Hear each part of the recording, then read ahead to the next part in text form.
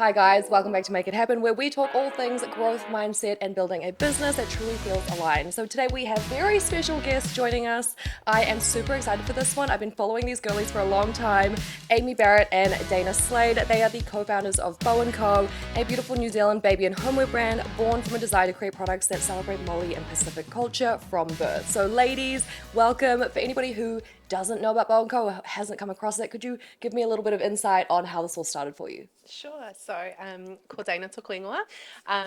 Yeah, as Ian mentioned, Amy and I, we both co-own Bow and Co Aotearoa. So it started in 2020 when we came off the back of maternity leave after having our first pepe. So first time mama, we both sort of gravitated towards each other, I would say, as you do for support through that fourth trimester. And we both kind of shared that same aspiration of wanting to bring our tamariki up in their culture, which was, obviously Māori culture that both Amy and I whakapapa to, and my husband's Samoan, so that's where the Pacific side of our Pākehā comes in as well. That was kind of how it all started. We wanted products to surround and immerse them in that. There was a real lack of that on the market that we found. So we thought, well, if we want this for our own tamariki, then I'm sure there's other whānau out there that would like that as well. So we decided to create essentially what we couldn't find. I love that. What a great story. So, was there ever a time before that you wanted to start a business, or you sort of just came to it and was like, we're going to do it? Oh, yes. Well, I have tried two businesses prior to Bow and Co. I used to do freelance makeup artistry, and then I dabbled in a clothing range as well. I always knew I didn't want to have a boss above me. I just always wanted to be my own boss and work for myself. So I suppose it wasn't an opportunity. It was just a time where Dana and I were both on maternity leave at the same time. We both shared the same aspirations, and we were just like, "Oh, let's just start something together." We didn't, perceive that it would turn into this 4 years later. And I think there's that pivotal moment in a woman's life, especially when you have a pepe, when you have your baby, where you go, oh, I really want the flexibility in my life, and I don't want to return to full-time mahi. And so we both shared that, and we thought, yeah, let's just give it a go. And it started off as a hobby and aspirations, and it just slowly grew from there. I feel like that's amazing because I speak to a lot of people and it seems like a common thing is people are worried like, oh no, I'm having a baby, I've got a young baby, there's no way I would have the time to do this. But in fact, I think it's the other way around. Like Absolutely. you have this is the time to do it. Absolutely. Yes. Especially when they're not talking, more walking or crawling. Totally. So okay, so when you guys came up with this idea and you're like, oh, let's just do it. What did your friends or family say? You know, they're probably thinking you guys are crazy, putting this huge load on you yourselves. I think we're both quite lucky. I would say our whānau and our friends were more cheering us on rather than kind of saying, what have you got yourselves into? We've always had their support from the get-go, which we're both very lucky to have. Our husbands obviously really helped us with our young tamariki through that time, and also with their own mahi, so that we could step back and be part-time, and obviously while we were building Bow and Co.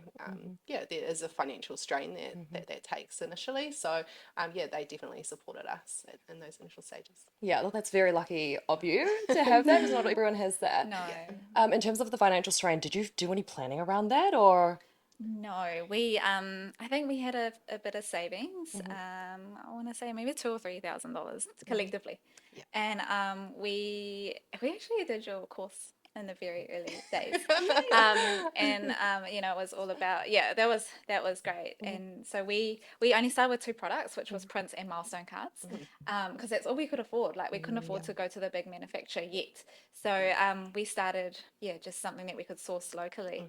And that's all the money we put into it. Thankfully, my husband was able to kick all his things out of the garage, and we took over and made that our own space inside the garage. And that was us for the first 2 years. Yeah, and I think we reinvested everything that we made within our business back into the business. So, we didn't take an income from it for a long time because that was a sacrifice to be able to build the brand up. So, it did take a couple of years, and thankfully it's continued to grow. Yeah, so Yeah, that's amazing. 2 to 3K to start. Another common barrier feel like people have is they're like, oh, okay, I only have 2 or 3K. There's no way I could do it, but they haven't actually looked into any Yeah. costings. Yes. So yeah, that's amazing that that's Yeah. what you started with. yeah. In terms of why those specific products, was there a reasoning behind why you launched with those two products beyond like just being able to afford those? It was definitely, I would say, around teaching. At the time when we launched our business, our children were then starting to speak, and so the prints, it was alphabets and numbers and different kupu, different words that we would use perhaps in an everyday setting. The milestone cards, it was my PPs turned 1 month old and so on. So they were definitely just resources that we wanted to have around them while they were still really, really little. And then also the financial side of it and being able to create a product affordably, but still with impact. Yeah. So I think that's actually a really interesting topic. You were saying creating a product affordably. What does, like what are some of the products that to stay away from versus the ones that you could do to keep that sort of affordable, for a startup, like if you were to choose?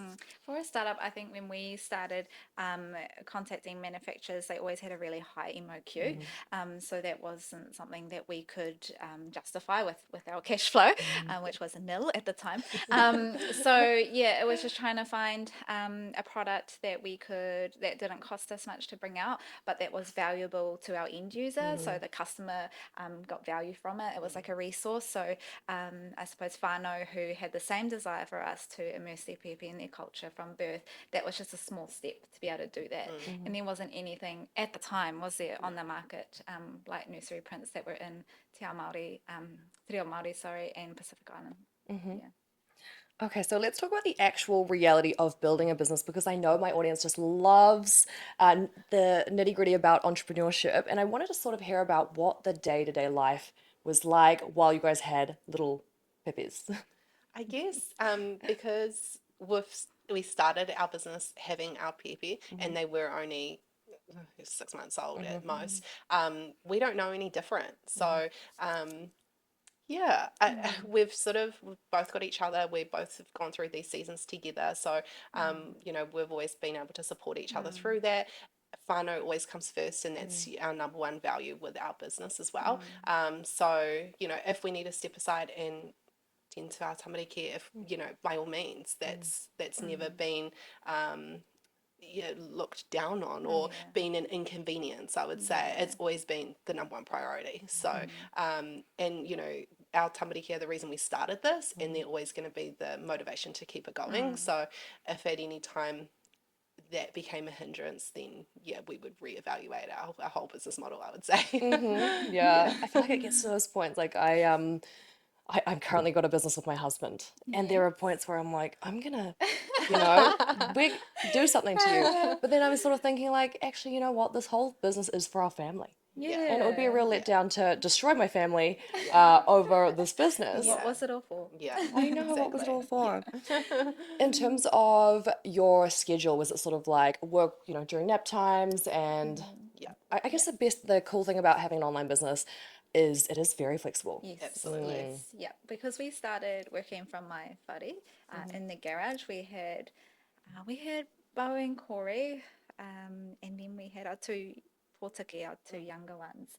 And I just vividly remember us in the garage, middle of winter, had Heaters. babies strapped to the front of us, and heaters going. The dryer was just going non-stop, doof, doof, and it was white noise for the babies, so that was fine.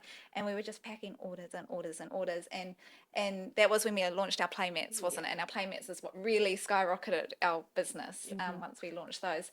And we were just packing orders non-stop, and they would just sleep on top of us, and then we would take breaks.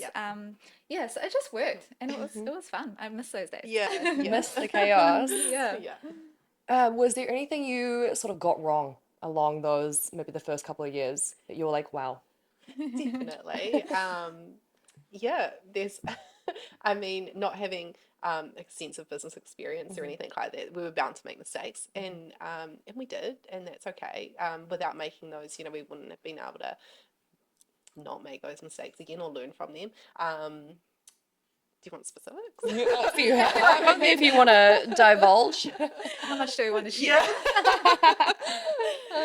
I would say, yeah, one of our bigger learning ones was one of our products specifically requires safety testing, and we safety tested our bulk order rather than our sample. So that was definitely a learning experience because it failed, and we had already received a bulk order from a manufacturer, has paid for it, and then we couldn't do anything with this product. So that was a big learning curve for us, in making sure that It made us rethink the way we roll out a product. Yeah. Because it was the first kind of product that we really had to make sure was safety tested against choking hazard, making sure that little pieces can't fall off while the baby's using it. So yeah, it was our first experience with that kind of product, and yeah, it was a big lesson. So won't do that again. But yeah, off the back of it, it was a massive and a good learning curve For really sure. for us, because you know, being mama, we were never gonna release a product that wasn't safe for our tamariki. That was, you know, again, first and foremost, most important. So yeah, we just started again, and that was just a cost that we just had to absorb and move on from that, and that's okay. Yeah. Yes. Yeah. And in terms of the whole journey, do you feel like it was harder or easier, or you just had no expectations? Okay. Or It was okay. Like, was we have okay. certainly had so much fun. Yeah. And I know that they always say don't go into business with a friend, because it isn't, it's not for everyone. But we're just so lucky that it's each other that we happen to fall into business with, because we just gel really well. We understand each other, where her weaknesses are my strengths, and then vice versa. So yeah, we're really lucky, and it's the journey's been really fun. Yeah, and I think that's just by luck that we are quite in sync with each other. But it's been so fun, and it will continue to be fun. It sounds like we're ending. And that's it from us. so when it comes to making those decisions together, like two of you guys, how does that work? Do you split the tasks? You don't overlap? Like, how does that work? We're at the stage now in our Pākehī, in our business, where we have our lanes, so which is very important. So we've got our set roles and responsibilities within the business. It sort of just fell into that because Things that you like doing, and I didn't, and vice versa. And then things like I don't like heavy lifting in the warehouse, so like Dayna just took the role of strong. managing the warehouse, managing stock and things like that, whereas I'm like the nerd of the business. I love all the computer work and things like that, so it just fell. That's how we manage all the responsibilities now, so that we're making sure we're not crossing over. Where we do decide Decision together on makings. things is when it comes to like product curation, design, Financials. and the finances. Yeah, because you're so right on that. I think it's when you cross the lanes, that's when you can get a little, there can be some issues. Absolutely. Yeah, I've had with my own business, like if I'm in charge of marketing, my husband has to do the operations. If he, starts edging through, there's issues. So absolutely right, just stay in those lanes. Yeah. So what would you say then to somebody who is looking at going into business with a friend or just somebody that they know? I mean, in terms of going into business as a whole, I would say there's no perfect time to start. So you're never going to have all your ducks in a row. So just start, and start somewhere small, and it'll just grow from there. In terms of going into business with a friend, I think you will we haven't had a bad experience, so I can't really talk to it too much. But from a good experience, I would say go into it with level expectations. As long as you are both driven enough and passionate enough about your business, then you're going to equally work as hard for the success of that business. And if you're both working as hard, I think that will reduce a lot of potential maybe arguments that people might have. And we were lucky. It's not like we interviewed each other before we started this business, but we're just lucky that we do align on like our style, our aesthetic, and like our values as well. So if advice to someone who might be wanting to go into business with a friend, just check that beforehand, that you guys align in maybe those sorts of ways. That would probably be one of the most important, because when you do have those times where like you might butt heads, that you just got to compromise with one another. Don't sweat the small stuff and move on. And because there's two of us, we don't get like the lonely factor that comes with running a business. So, well, for me, when I'm feeling stressed about the business, I go to sleep knowing it's not just on my shoulders, it's also on Dayna's shoulders. So that really Sharing the helps. load, Sharing the load, yeah. Yeah, I love that. Yeah. I feel like that's actually an issue that I've come across in the past, when, let's say, there has been a lot of pressure and I'm like, okay, it is just on me. Just on you. It Yeah. is hard. It is. So you're right. That is a really great part of having the two of you. So you guys went from a couple of those products and you started to expand. What's sort of the direction that you guys are going in? And yeah, where do you see that going? Yeah. So yeah, after obviously the prints and the milestone cards, and reinvesting all our money back into the business, we wanted to create more tangible products, I would say. So yeah, we went on to create baby wraps and playmats. Playmats first actually, and then our PP wraps, cot sheets, blankets, rakete. And I guess the decision of those products would have come from what we were using at the time with our own tamaki, and what products did we want at that time for our own babies. And so yeah, really those decisions came from just being a mama, and and what we wanted to be able to use for our own tamariki. The direction of Bow and Co Baby, obviously our tamariki have now grown up. We've got 5 and 4-year-olds, and I've started again. I've got a 7-week-old. But through the growth of our own tamariki, Bow and Co Baby grew to now Bow and Co Aotearoa. So we found the need to want to provide products not just for our tamariki, but for our whole whānau. Amy and I, through our Pākehī journey, have been on our own journey of learning more about our own whakapapa and learning te reo Māori. So yeah, we wanted products for ourselves as well. And so we launched our Kāinga collection, our homeware range, towards the end of 2025. Yeah. Amazing. I love that. In terms of this business bringing you sort of closer to your culture, how does that make you guys feel? Or It absolutely makes us fulfilled in so many different ways. And I think that's what we hope our products do for our customer as well. We don't just sell a baby wrap. We don't just sell, a teeter. There's so much more that's being sold with our products. Like we sell the maramatanga behind it, the mātauranga behind it. It's a real tonga. So yeah, the way that we feel this whole journey is for us is how we hope that our customer feels when they purchase our product. so it seems like you guys place a lot of importance around that customer experience and really building community. How have you built community? Like, what do you think are the best ways to sort of build that up? Because that's not easy to do. Not everyone can do that. Yeah, I suppose for us with our brands, like I said, we like to tell stories within our products. So all our products have Māori or Pacific Island designs on them. They all have a meaning behind it, a whakapapa behind it. So we really try to share that as much as we can on social media. We do like resources. We send resources out with all of our products, so they can learn te reo phrases at home. But yeah, just sort of educating. So it's not just product posts. It's educating them on the culture as well. And then recently we brought our Kaimahi Jade on board, and she's getting us into the world of TikTok. So which we we haven't been previously, because we're more the Instagram. But yeah, so it's getting used to also showing up on TikTok for that other target audience.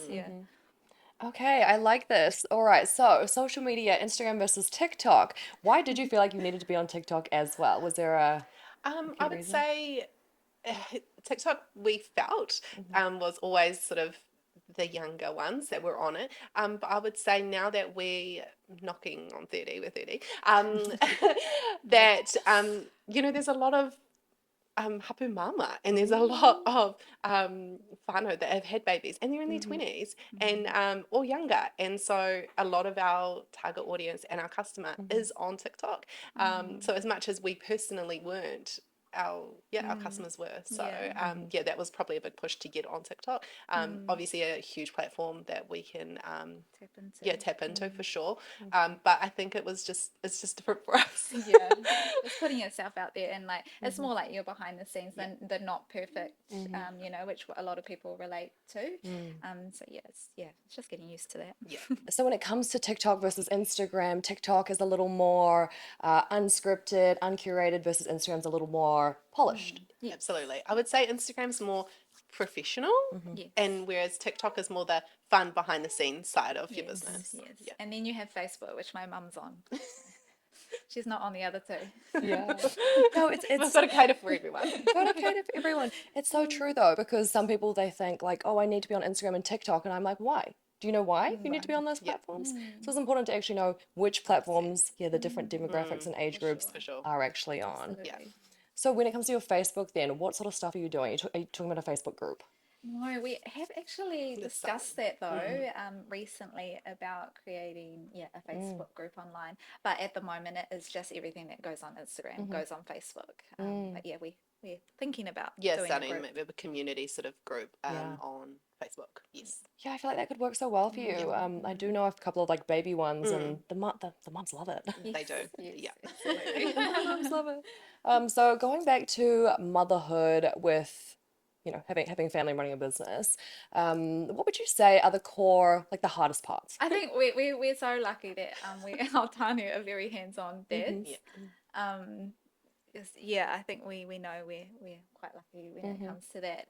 Hard part, obviously, just the lack of sleep and trying to sometimes getting presentable for the day. If we know we've got a few hui on, we've got some meetings, or we have to travel and we're taking the kids, or just trying to look presentable. Like, I mean, you can talk about your night last night. Like, Yes, a 7-week-old is not for the faint-hearted, and I mean, I've been up every hour and a half throughout the night. So, right. but we show up for work, and I mean, again, she's just added motivation to build Bow and Co. So you just kind of get on with it, and with our tamariki in tow, and we just make it work. So you guys are really positive and I think open-minded. I can tell by the way from speaking to you guys. Have you always had that mindset, or is there anything specific you felt like you've read, or you've like what's made you have this sort of like I can do it personality? Because you had a couple of businesses, so you have this like entrepreneurial spirit. Yeah, you have this like energy. Yeah. I don't think I could go back to a normal 9 to 5 job. But in saying that, my dad's self-employed. My two brothers are self-employed as well. My mum's been a teacher for over 15 years. So I don't know why that is, but most of my whānau is self-employed. So maybe it's in the family. And we just enjoy it because it's constantly a challenge that you tick off, and then the next one arises, and then you tick that off. You know that never-ending to-do list that once you tick off one thing, it just creates 3 more. So I don't know. We thrive in that. We thrive in lists to do lists.